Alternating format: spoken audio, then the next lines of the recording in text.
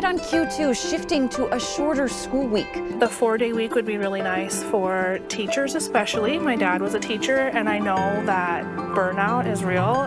Huntley Project joins the party, becoming the latest district in the state to consider switching to a 4-day school week. Plus, a climate change impact. Well, your frost-free date is now increasing. From seeds to plants, Montana's growing season now longer than ever before. The MTN 4:30 news starts right now. Good evening, everyone. Thanks for joining us on this Wednesday. I'm Andrea Lutz. Tonight, a look at the struggle small districts have retaining teachers, maybe even considering a 4-day school week because of it. It comes at a time when teachers experience a higher level of job-related stress than most workers. Huntley Project is the latest school to consider the move, with its first informational meeting happening just last night. But as I'm learning, the idea's biggest obstacle remains childcare. With a daughter in 2nd grade. Always going. That's how I grew up. And a preschooler, working mom Stephanie Humphrey is busy. I like always being busy. Incredibly busy. I don't know how to not be busy. Her family is just one of many thinking about a proposed 4-day school week, how it could change that busy schedule. I'm actually not opposed. There's always, no matter what you do, there's going to be pros and cons. The 4-day week would be really nice for teachers especially. My dad was a teacher and I know that burnout is real. With teachers in mind, that's exactly the goal for Huntley Superintendent Mark Wandel. We're just trying to figure out ways to get more applicants. He says they usually lose good teachers to districts like Billings for more money. So they've tossed around the idea before, but all of that changed last summer when the search was so bleak. They even turned to international candidates. Actually hired a lady from Kenya and did some conversations, and after talking about where Warden is and our public transportation is basically walk here, and so all of a sudden she ghosted us and the company too. The Office of Public Instruction says more than 220 schools and districts across the state have adopted a 4-day week. And since the COVID pandemic, the number of schools in Montana operating on a 4-day school week grew by about 55%. Most recently, Park City did it, as well as Miles City. But Huntley is still mulling it over, getting public input, weighing those obstacles. The difficult part about going to a 4-day week for us will be we'll lose some of those upper-level honors courses. But we gain 6 minutes a day in every class period of the course. Another hitch, childcare on Fridays, something Wandel says he's navigating, something parents like Humphrey can identify with. I think that's one of the big cons is childcare. It's hard to find good childcare anymore, or affordable childcare is incredibly hard to find. But in a world so structured, she looks forward to teachers and parents maybe getting more time to recoup from the week. Well, I think it's just that family time does have that ripple effect into the economy. The Huntley Project superintendent tells me last night's meeting brought out 44 attendees. They'll have another one on March 26 at 6 p.m. also at the school. A family and friends gathering at Central Park to gather information on the whereabouts of a missing 12-year-old boy, Andy Paul Bear Tusk Martinez. Martinez was last seen on February 21st. He's 5'3", 82 pounds. Billings police say they believe Martinez ran away from home and could be either in the Billings area or on the Crow Reservation. However, his family is concerned it could be something else. I'm very hopeful. I just hope he's out there. If he's scared, it's okay to come back home, Andy. We want you home. And if you're that someone hiding him, or if you know something and you're not speaking up, you should, because we're worried. Me and his sisters, our auntie, were worried. The family's asking all residences in the area to check their security footage for any information around the day, February 21st.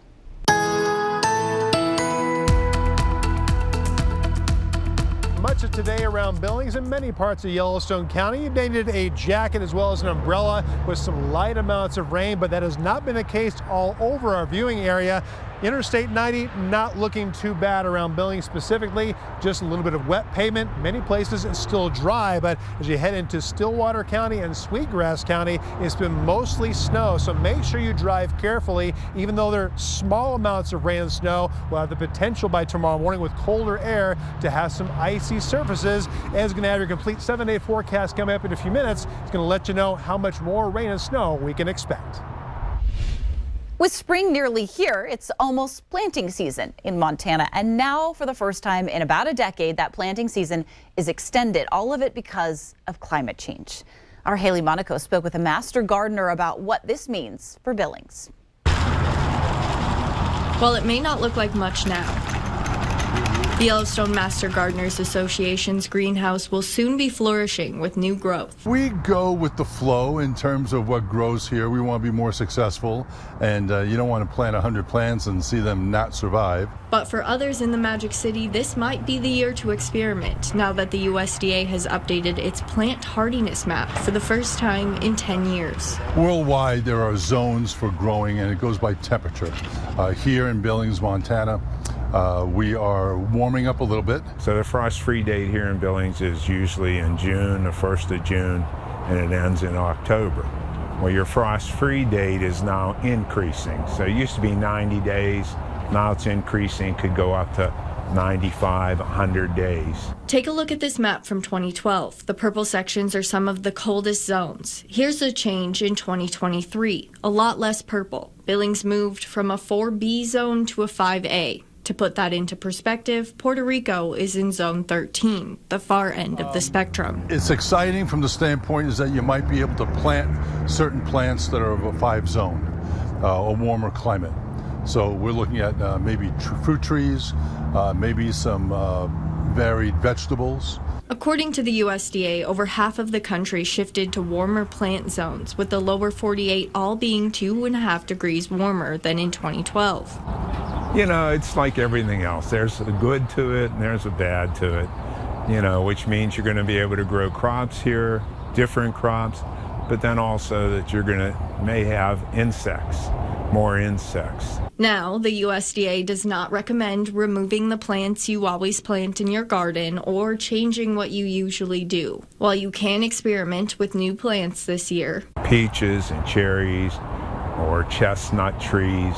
the plants that typically thrive for you will continue to do so. In Billings, Haley Monaco, MTN News.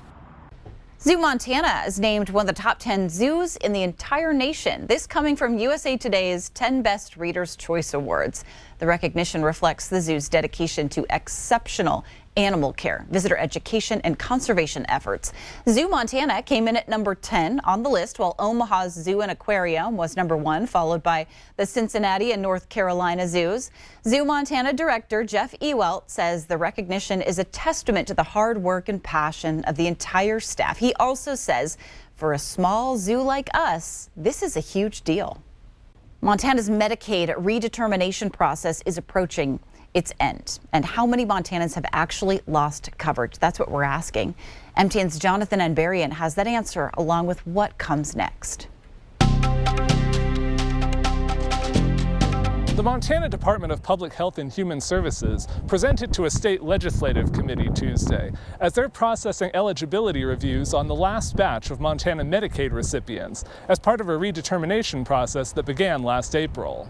Every state in the country has had to go through eligibility redetermination for everyone on their Medicaid programs since COVID emergency rules expired. DPHHS spread its 300,000 enrolled recipients out over 10 months. The last group of cases were opened in January, and DPHHS Director Charlie Brereton told lawmakers on March 1st they made their last procedural disenrollments, meaning members who lost coverage because they didn't submit the required information to renew. As of last month, the department reported more than 120,000 individuals had lost Medicaid coverage, and almost 2/3 hadn't provided requested information. During Tuesday's meeting, DPHHS also delivered more detailed data to the committee, which had asked for specifics on those who lost eligibility, organized by factors like age and tribal status. Brereton said based on data from February, 44% of those who went through the process had their coverage renewed, and 40% lost coverage. Among children, 50% were renewed and 35% were not. The remaining roughly 15% of cases are still pending. If a client has returned the necessary information to the department and we're in communication with the client, we're trying to verify something, we're not quite sure that we have what we need to make an accurate eligibility determination, we do keep that Medicaid case open. So we are still reimbursing for services. Brereton says many of the cases the department is still working on are particularly complex. Brereton reiterated that any Montanans who lost Medicaid coverage but believe they should still be eligible are able to reapply at any time. In Helena, Jonathan Amberian, MTN News. What started in Montana is now a national issue. A vote on Capitol Hill today places the future of TikTok in jeopardy, possibly impacting 170 million Americans who use it. Skylar Henry reports from Washington. The rules are suspended. The bill is passed. The House of Representatives voted Wednesday to require TikTok to separate from its China-based donor ByteDance or be banned from U.S. app stores in 6 months. TikTok needs to decide whether they value their users or their ties to the Chinese Communist Party more. Supporters of the bipartisan bill cited national security concerns, arguing the Chinese government could force ByteDance to hand over the data of its 170 million American users, something TikTok has long denied. This is a life-changing app. Ahead of the vote, the company mobilized TikTok influencers and others to fight the bill. So many people, not only 5 million small businesses rely on it, but 170 million people rely on this app for more than just their livelihood. They rely on this app for their mental health. One key hurdle could be former President Trump, who once threatened to ban TikTok but opposes this bill, saying it would shift too much influence to Facebook. President Biden has said he would sign the legislation if it reaches his desk. Skylar Henry, CBS News, Washington. Montana was the first state in the nation to ban TikTok, which was blocked by a federal judge. The national bill now heads to the Senate, where it's unclear whether it will pass. Still to come on the MTN 430 News here on Q2. On top of the basketball world, an eastern Montana school remains a powerhouse despite a jump in classes. We'll have that story in just a bit. But first, a rainy day. What does the rest of the week hold? Ed will let us know in his full forecast right after this.